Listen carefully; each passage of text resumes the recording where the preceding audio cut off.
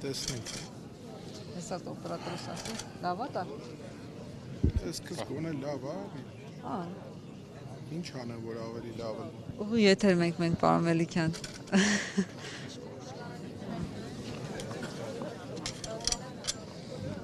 Պարոն Մելիքյան, քննչական կոմիտեի Բագրատ Սրբազանի կեցավայրից հայտնաբերված նոթատետրից պարզ է դառնում, որ նախարարների ցուցակում այսպես կոչված ձեր անունը կա, որպես արտգործնախարարի հնարավոր թեկնածու, ձեզ հետ համաձայնեցրել է Բագրատ Սրբազանը նման բան, ընդհանրապես այդ ցուցակի մասին դուք տեղյակ եք եղել, թե չէ։ Նախ ով է ասել, որ այդ ցուցակը Բագրատ Սրբազանն է կազմել, սկսենք դրանից, չէ՞։ Այդպես են ներկայացրել։ Ով է ներկայացել, առանց էքսպերտիզայի, առանց ձեռագրերը ստուգելու, առանց հասկանալու որտեղ է դա, ինչ ձևով է հայտնաբերվել, որտեղից է դուրս եկել։ Իհարկե ոչ, միանշանակ ոչ։ Նախ մի քիչ փորձեմ այդ թեմայով ավելի ճիշտ բացատրություն տամ։ Տեսեք, Սրբազան շարժումը ինքը շատ վերկուսակցական, ինքը համազգային, համահայկական նույնիսկ շարժում է եղել։ Իր մաքրությամբ, իր նպատակներով, իր անկեղծությամբ, իր ուժով, իր եռանդով, չէ՞։ Մարդկանց մթագնած ուղեղներում, երբ որ տենց սխեմաներ են ինչ-որ անհասկանալի առաջանում, չէ՞, երևի ովքեր որ կազմել են այդ ցուցակը, այդ մթագնածների շարքում են, ինչի, որովհետև բոլորին թվում էր, թե այդ շարժման մեջ մարդիկ, ակտիվիստները կամ աջակիցները ուրիշ բան ու գործ չունեն, առավոտից երեկո աթոռաբաժանությամբ են զբաղված, ասում դուք լուրջ եք ասում։ Մենակ դա արդեն այնքան ցցուն օրինակ է, ես դες շատ պարզ ասեմ, էլի, այո, բազում անգամներ հավաքներ են եղել, քննարկումներ են եղել, նեղ կազմով, մեծ կազմերով, երբեք որևէ անգամ, որևէ, նույնիսկ հումորով անդրադարձ չի եղել, ով ինչ պաշտոն պիտի զբաղեցնի, որովհետև այդպես էլ իրենց մոտ մնաց այդ կարծիքը, որ Սրբազան պայքարը դա պաշտոնի պայքար է, իշխանության պայքար է, աթոռակռիվ է, չգիտեմ ինչ եւ նմանատիպ այլ բաներ, հա։ Միայն դա արդեն հերիք է, որ սնանկությունը ուղակի ապացուցվի էլի այդ ամեն ինչի։ Ավելին, ես Բագրատ Սրբազանի հետ տասնյակ տարիներով մտերմություն ունեմ։ Իրեն շատ լավ եմ ճանաչում։ Պարզ ձեզ ասեմ, երբեք նույնիսկ իմ եւ իր ունեցած տետատետ հանդիպումների ժամանակ երբեք որևէ անդրադարձ, որևէ ակնարկ, որևէ քննարկում տառ անգամ չի հնչել, թե այդ փոփոխությունից հետո ես կամ Բագրատ Սրբազանը կամ մյուսը, երրորդը, 10-րդը ինչ պիտի ստանան։ Հասկանում եք, այդ է խնդիրը, որ դա բոլորի մոտ, բոլորի չէ, այդ մթագնած ուղեղների, փոքրիկ խմբակների կողմից միշտ դիտվել է, որ սա ինչ-որ իշխանության կռիվ է, իշխանությունը վերցնելու, սա փոփոխության կռիվ է եղել։ Խնդիրը եղել է, որ օր առաջ այս վարչախումբը պիտի հեռանա, ինչու պիտի հեռանա, շատ պարզ պատճառով, որովհետև ստել է ժողովրդին, խոստացել է չի արել, ձախողել է ամեն ինչ եւ ձախողման արդյունքում պիտի հեռանան, սա նորմալ պրոցես պիտի լիներ, նորմալ երկրներում համենայն դեպս այդպես է, բայց աշխարհում նորից եմ կրկնում, քանի որ այս իշխանությունների օրոք նախադեպային իմաստով Հայաստանը սկսում է բարձրանալ եւ հավակնել ցավալիորեն եմ ասում դժբախտաբար առաջին հորիզոնականներին, հա դուք մեկ վայրկյան պատկերացնում եք աշխարհի որևէ երկրում նման հարձակում լինի հոգեվոր կենտրոնի վրա։ Մեզ համար համենայն դեպս սա ամոթի խարան է։ Մի հատ ասեք Մայր Աթոռ, Սուրբ Էջմիածին։ Մի հատ ասեք կաթողիկոս ամենայն հայոց։ Սա միակ տիտղոսն է ընդհանրապես, որ հայությունը ամբողջ աշխարհի ունի։ Չունենք, չէ՞, ամենայն հայոց վարչապետ, ամենայն հայոց նախարար, ամենայն հայոց նախագահ, հա։ Ես արդեն չգիտեմ իսկապես։ Դուք պատկերացրեք, ինչ կլիներ այդ երկրում եւ ինչին կգնար այդ ժողովուրդը պաշտպանելու համար իր հոգևոր կենտրոնը։ Ավելին ինձ իհարկե ես սպասելի էր երևի նաև այն լռության մատնված, այդ լռության ուխտը կնքած դեսպանությունները օտարերկրյա, որոնք այսօր հավատարմագրված են Հայաստանում։ Տառ անգամ չկա, հայտարարություն անգամ չի հնչում, երբ որ ժամանակին ինչ որ մեկի մազը մի քիչ թեթևակի շարժվում էր, այն էլ քամուց էր շարժվում, ոչ թե ինչ որ մեկը դիպչում էր այդ մազին, դուք հիշում եք ինչ աղմուկ էր բարձրացվում նույն տարբեր դեսպանությունների կողմից եւ տարբեր մայրաքաղաքներից։ Ուր են իրենք, եթե լսում են, ուրեմն հորդորս է։ Բարի եղեք, ձեր երկակի ստանդարտները ձեզ պահեք եւ վերջի վերջո եկեք իսկապես կառուցողական այն հարթակի վրա, որտեղից միշտ հանդես եք եկել մարդու իրավունքների պաշտպանության առումով, ժողովրդավարության առումով եւ այլն եւ այդպես շարունակ։ Մելիքյան, քանի որ այսպես որակված ահաբեկչական գործողությունների նախապատրաստումը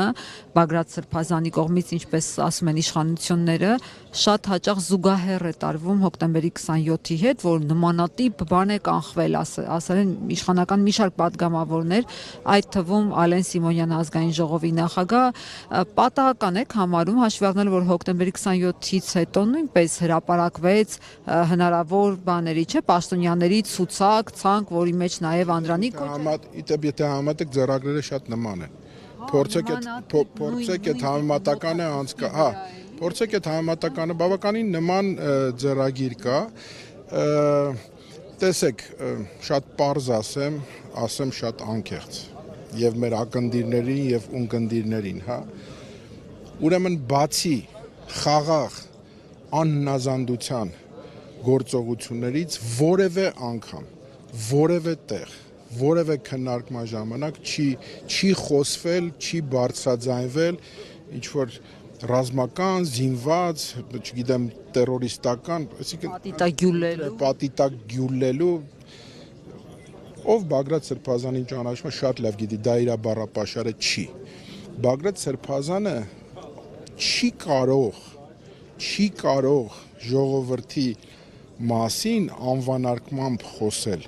Դա բացառելի է, ով որ չի ճանաչում այդ մարդուն, թող ուրեմն ականջներին օղանի, դա ուղղակի բացառված է։ Չի կարող ինքը իր ժողովրդի, իր հոտի,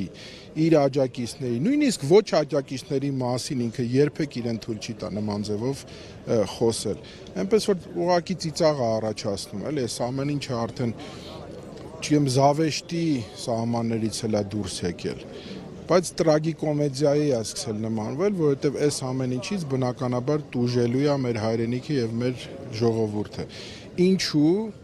գալով էլի հիմնական թեմային։ Այն ամեն ինչը ինչ որ կատարվում է, այն ֆարսը, որ այսօր մենք ականատես ենք լինում, դա ընդամենը մեր ժողովրդի ուշադրությունը շեղելու միտումը հետապնդում։ Ուշադրությունը ինչից, մեր անվտանգային խնդիրներից, Սյունիքի հետ կապված խնդիրներից, որևէ մեկը դեռ չգիտի վերջի վերջո այն հայտնի ճակերտավոր պատմական այցը ինչ արդյունքներով է ավարտվել, չնայած մի հատ հիստերիկ էլ այսօր հայտարարեց, չէ, նախկին նախագահ կար, թե այդ այցը ինչի մասին էր, ինչ որ փաստաթղթեր են ստորագրվել, ուրեմն թող բարի լինեն կամ հերքեն, որ որևէ փաստաթուղթ է ստորագրվել, կամ եթե ստորագրեն, թող բացատրեն ինչու են պահել գաղտնի։ Շատ պարզ հարցադրում կա իմ կողմից եւ շատ մարդկանց կողմից, որպես հասարակ հայ քաղաքացիներ, որոնք մտահոգված են եւ անհանգիստ են, թե ինչա լինելու վաղը այս երկրի եւ մեր ժողովրդի հետ։ Սա շատ պարզ է եւ շատ հստակ է բանաձևը։ Այս ամեն ինչը, ինչ որ արվում է վարչախմբի ղեկավարի կողմից, ինքը ուղղակի վաբանկի է նմանում, գնացել է վաբանկ, վերջնական վաբանկ, վերջապես իր պատկերացումներով ոչնչացնելու, ջարդելու այն վերջի բաստիոնը, այն վերջի ամրոցը, այն ինչ որ կապված է մեզ հետ, հայերիս հետ։ Եվ ոչ միայն Հայաստանում, այլ նաև Հայաստանի սահմաններից դուրս։ Այս գիտակցության եթե չգա մեր ժողովուրդը,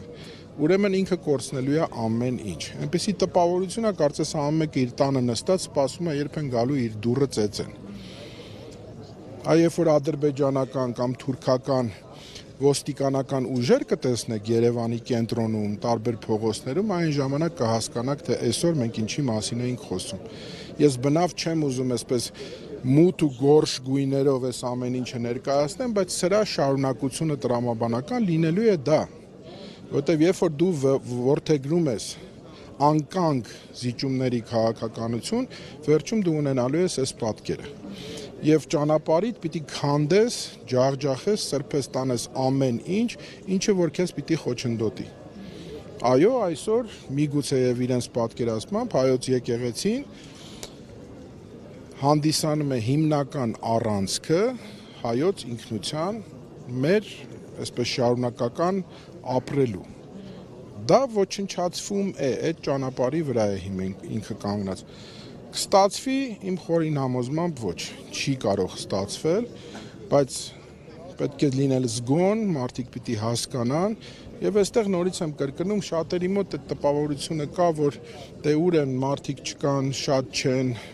ինչի տասնյակ հազարներով չեն, այլ հազարներով են, ինչի հազարներով չեն, այլ հարյուրներով, դա որևէ նշանակություն չունի։ Պարզ պատճառով, որովհետեւ ինչ որ միտեղ այս թելը պիտի կտրվի։ Եվ այստեղ բնավ կարմիր գծերի մասին չենք խոսում, որովհետև կարմիր գծեր հասկացություն շատ վաղուց այլևս այս իշխանությունների համար չկա։ Իրենք առավոտից երեկո խոսում են սահմանադրությունից, օրենքներից, առաջին ոտնահարողները եւ իրենց ոտքերը